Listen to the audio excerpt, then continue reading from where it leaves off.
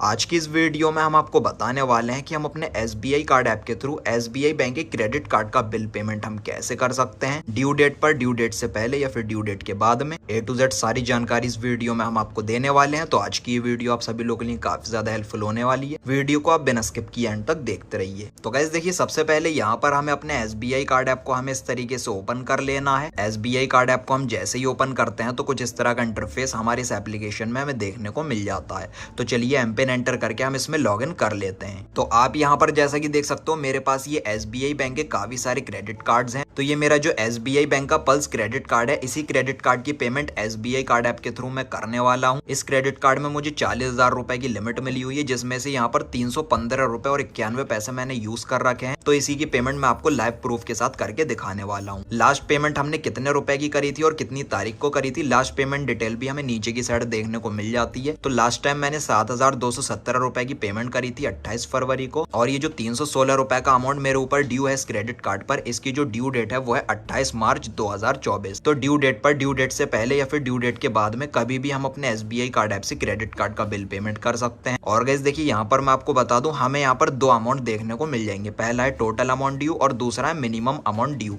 तो यहाँ पर टोटल अमाउंट ड्यू में 316 रुपए शो हो रहा है और मिनिमम अमाउंट ड्यू में 200 रुपए शो हो रहे हैं। तो गाइस देखिए, इन दोनों में क्या डिफरेंस है वो मैं आपको समझा देता हूँ। तो हमें अपने क्रेडिट कार्ड का हमेशा टोटल अमाउंट ड्यू बैलेंस ही पे करना चाहिए, मिनिमम अमाउंट ड्यू पे हमें नहीं करना चाहिए। जितना भी टोटल क्रेडिट कार्ड का ड्यू बैलेंस है वो हमें पे करना चाहिए। जबकि अगर हम मिनिमम अमाउंट ड्यू अगर पे कर रहे हैं तो ये समझ लीजिए कि एक तरीके से हम अपने क्रेडिट कार्ड का इंटरेस्ट पे कर रहे हैं, और जो रिमेनिंग बैलेंस बच जाता है उस पर पेनल्टी और इंटरेस्ट लगता रहता है। तो गाइस देखिए, इस वजह से मैं हमेशा टोटल ड्यू बैलेंस ही अपने क्रेडिट कार्ड का पे करता हूं। तो इस बार भी मैं टोटल ड्यू बैलेंस पे करना चाहता हूं। अगर आपने अपने क्रेडिट कार्ड का ज्यादा बैलेंस यूज कर लिया है और अगर आप उसकी EMI बनवाना चाहते हैं तो इस टॉपिक के ऊपर हम ऑलरेडी वीडियो बना चुके हैं। डिस्क्रिप्शन में आपको वीडियो का लिंक मिल जाएगा। आप उस वीडियो को देखने के बाद पे इन EMI वाले ऑप्शन पर क्लिक करके अपने क्रेडिट कार्ड के टोटल ड्यू बैलेंस को आप EMI में भी कन्वर्ट कर सकते हैं। अगर गाइस हमें फुल पेमेंट करनी है तो हमें पे नाउ का ऑप्शन देखने को मिल जाता है। सिंपल से हमें यहाँ पर पे नाउ ऑप्शन पर क्लिक कर लेना है। इस तरीके से टर्म एंड कंडीशन आ जाएगी। टर्म एंड कंडीशन को हम प्रोसीड कर देंगे। प्रोसीड करने के बाद इस तरीके से ये लोड लेगा। हमारी यहाँ पर सारी डिटेल शो हो रही है, हमारे क्रेडिट कार्ड का नंबर, हमारा मोबाइल नंबर, हमारी ईमेल ID और यहाँ पर हमारा total due balance, minimum due balance मैंने आपको बताया था। अगर हम अपने हिसाब से अदर अमाउंट पे करना चाहें तो वो भी पे कर सकते हैं, लेकिन मैं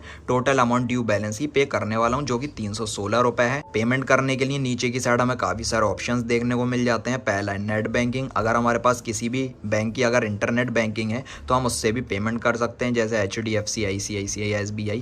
हम अपने इंटरनेट बैंकिंग के थ्रू पेमेंट कर सकते हैं। दूसरा है यहाँ पर डेबिट कार्ड। तो डेबिट कार्ड के थ्रू भी हम यहाँ पर अपने क्रेडिट कार्ड का ड्यू बैलेंस पे कर सकते हैं। तीसरा है UPI। तो सबसे इजी मेथड जो होता है वो UPI के थ्रू होता है, क्योंकि डायरेक्टली हम अपने UPI के थ्रू, बैंक अकाउंट के थ्रू हम अपने किसी भी बैंक के क्रेडिट कार्ड की पेमेंट कर सकते हैं। तो मैं UPI के थ्रू अपनी पेमेंट करने वाला हूँ। UPI पर मैंने क्लिक कर लिया, देन पे नाउ ऑप्शन पर क्लिक कर लेना है। पे नाउ ऑप्शन पर हम जैसे ही क्लिक करेंगे तो अब यहाँ पर हमें दो ऑप्शन देखने को मिल जाएंगे। पहला है QR कोड का, दूसरा है UPI के थ्रू। तो अगर हम डायरेक्टली किसी भी UPI ऐप से, पेटीएम, फोन पे, गूगल पे जैसे ऐप से अगर हम पेमेंट करना चाहें तो हम UPI ऑप्शन पर क्लिक कर सकते हैं, या फिर अगर हम यहाँ पर QR कोड ऑप्शन पर क्लिक करते हैं तो क्लिक करने के बाद यहाँ पर लिखा हुआ select your QR, Bhim UPI कर लेंगे। उसके बाद नीचे की साइड मेक पेमेंट ऑप्शन पर क्लिक कर लेना है। जैसे ही हम इतना प्रोसेस करते हैं तो एक QR कोड निकल कर आ जाता है। तो इस QR कोड पर हम किसी भी ऐप से पेमेंट कर सकते हैं, पेटीएम, फोन पे, गूगल पे, किसी भी ऐप से UPI पेमेंट हो जाती है। तो चलिए फोन पे के थ्रू मैं इस QR कोड को स्कैन करके इसकी पेमेंट मैं कर लेता हूँ। QR कोड यहाँ पर मैं स्कैन कर लूंगा।